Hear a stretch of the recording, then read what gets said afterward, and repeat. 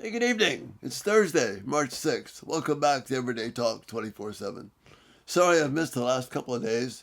Still getting over that cold and just various things, but great to be with you here tonight.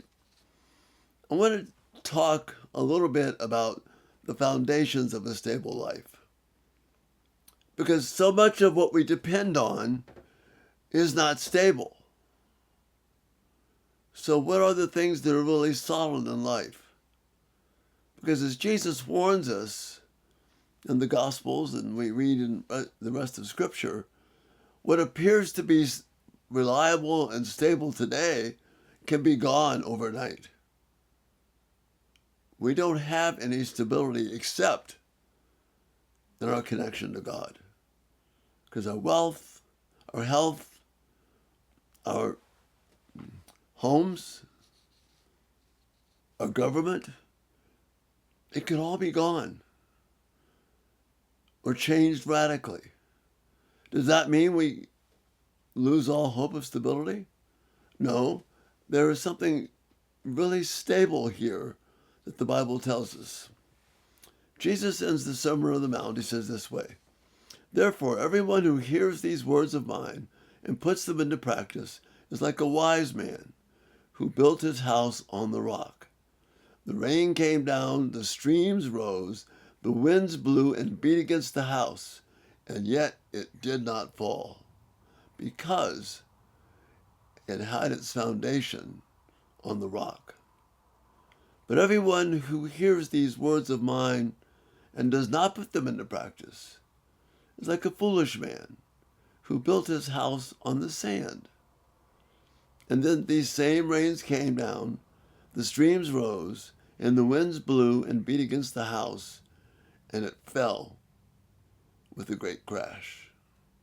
Or as some of the older translations say, and great was the fall of it. What are you and I depending on for stability in this life?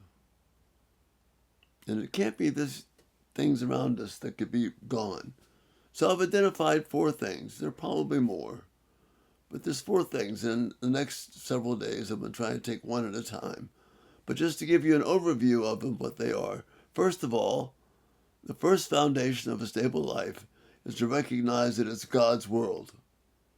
We have to be in sync with how we design the world to function.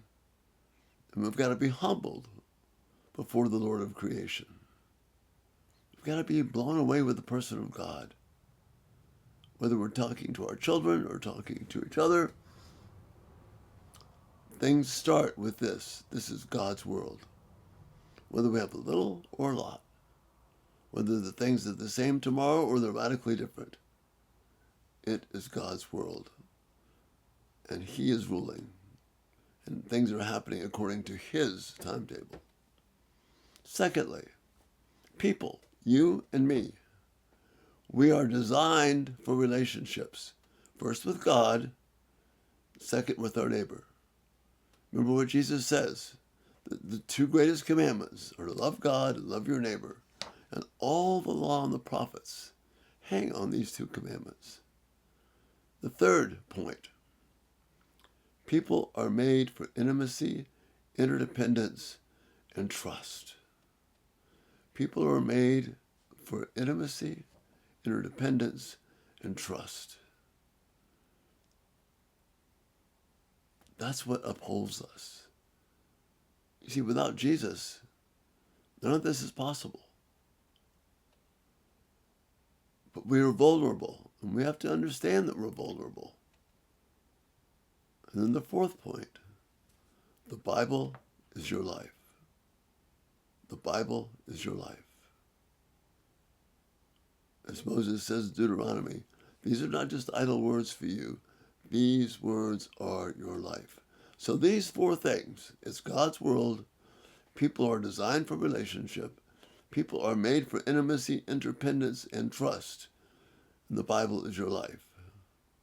These 4 things will give you stability no matter what happens tomorrow, no matter what crazy things may happen tonight. Things can be literally totally upside down. from what we're expecting. If you have these four things in place, you can know the blessing of a stable life. So these four things are the foundations of a stable life. And I'll go into detail with each of them in the next several days. But this is important for us because, brothers and sisters, we too often place our stability on things that are not stable, things that are not going to be here, things that can vanish in the wind. But these things, they can give us purpose, stability, and peace no matter what's happening. So that's why I want to go over with you. Again, thanks so much for being here. Thank you for your prayers. I know several of you are praying for me. It really means a lot.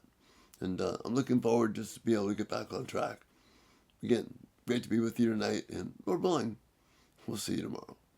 You have a good evening.